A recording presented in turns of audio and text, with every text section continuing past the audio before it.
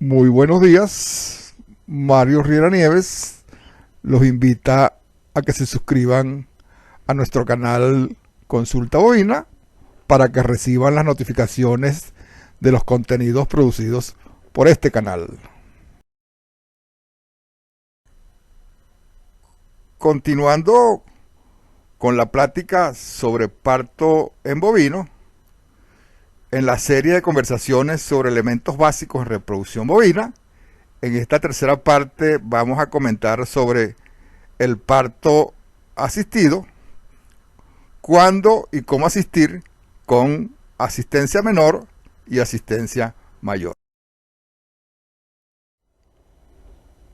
El parto se constituye en un momento crítico para la vaca y si no es bien manejado puede influir en la vida productiva de la vaca, afectando su comportamiento productivo y reproductivo, lo que trae como consecuencia pérdidas económicas y en muchos casos la pérdida tanto de la vaca como de su cría.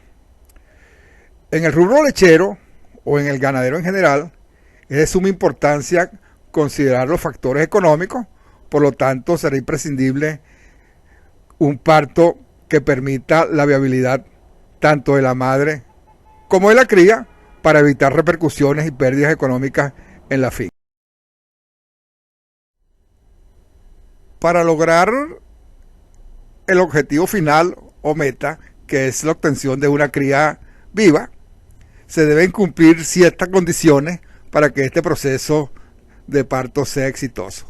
Debemos partir en la capacitación adecuada del personal que labora en el área de maternidad de la finca, que refleje gran interés y motivación por alcanzar el objetivo final, como les dije, obtener una cría viva y saludable.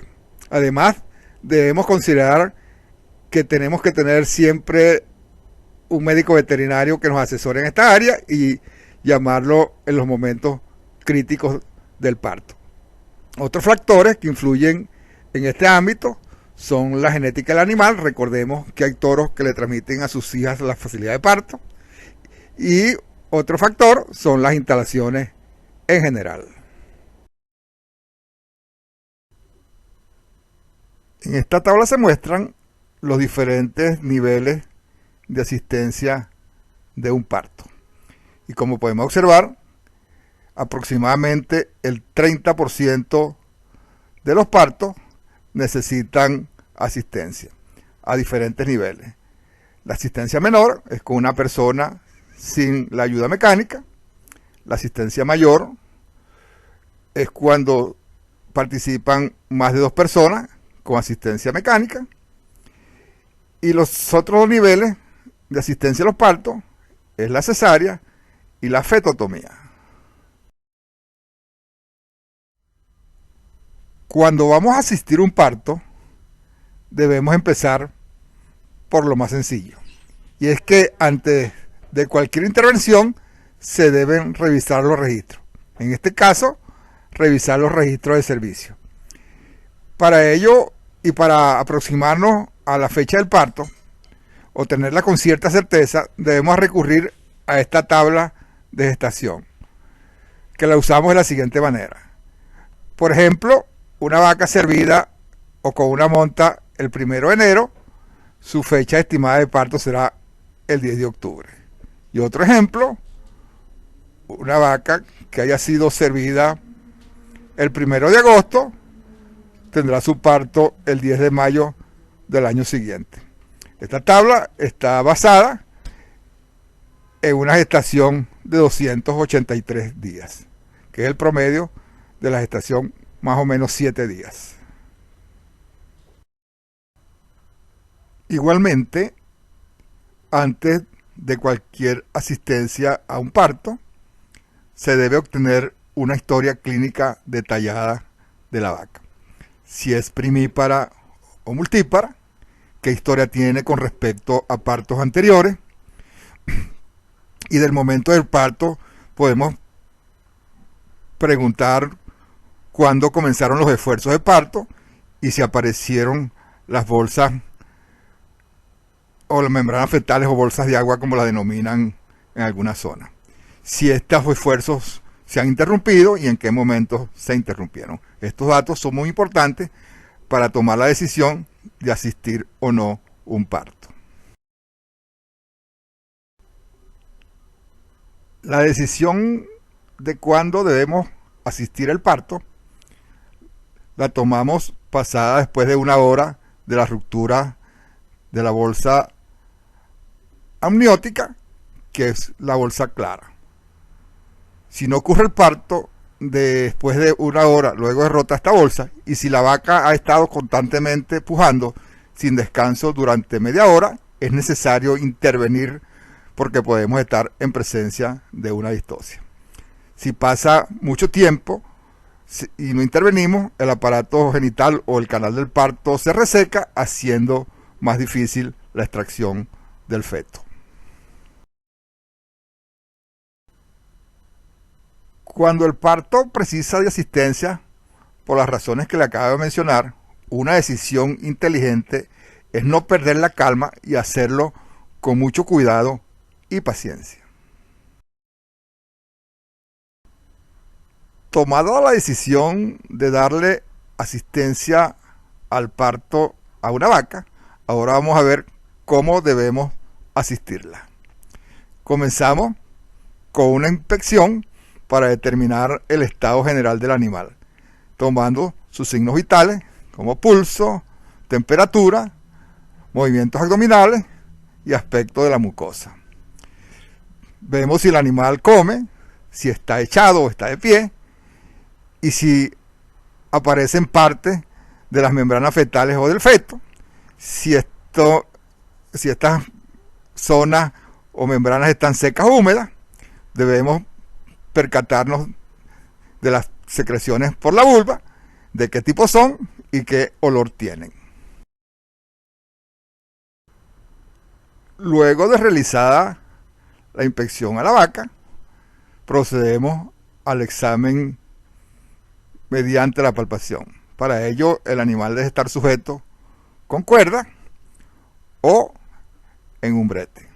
Preferiblemente, este examen debe hacerse con la vaca de pie y, en caso contrario, que esté echada, determinar el estado general de la vaca y su agotamiento. Si el estado general de la vaca es satisfactorio, hay que intervenir. Cuando la vaca está echada, debe hacerse con el animal de cúbito lateral derecho.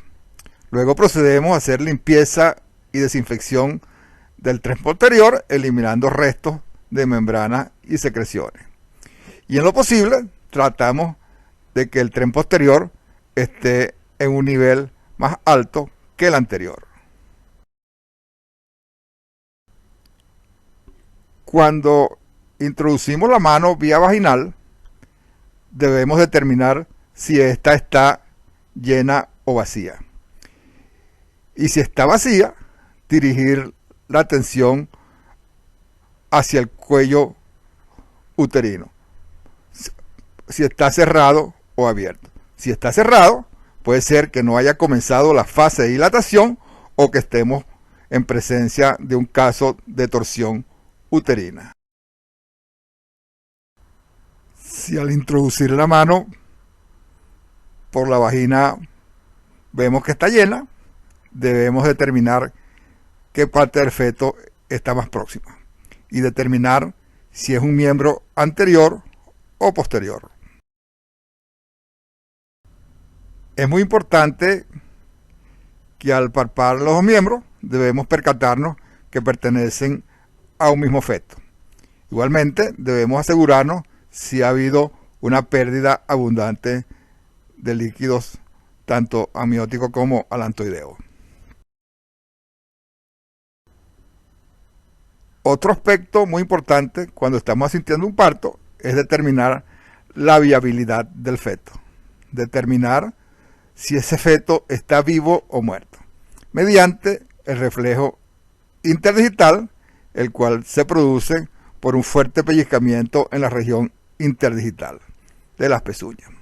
El otro reflejo es el reflejo de la deglución, el cual se estimula aplicando presión sobre la base de la lengua. Y el reflejo ocular ejerciendo una suave presión sobre los ojos. En aquellos casos en que el parto sea en posición caudal o posterior, la viabilidad del feto se determina mediante el reflejo anal por constricción del esfínter anal cuando se introduce el dedo. Y la otra forma es mediante la palpación del cordón umbilical, evaluando las pulsaciones y la tensión de los vasos con una suave presión digital sobre el cordón umbilical. Antes de proceder a la extracción forzada de un ternero en un parto con dificultad, debemos conocer 3 principios de cómo debemos asistir un parto.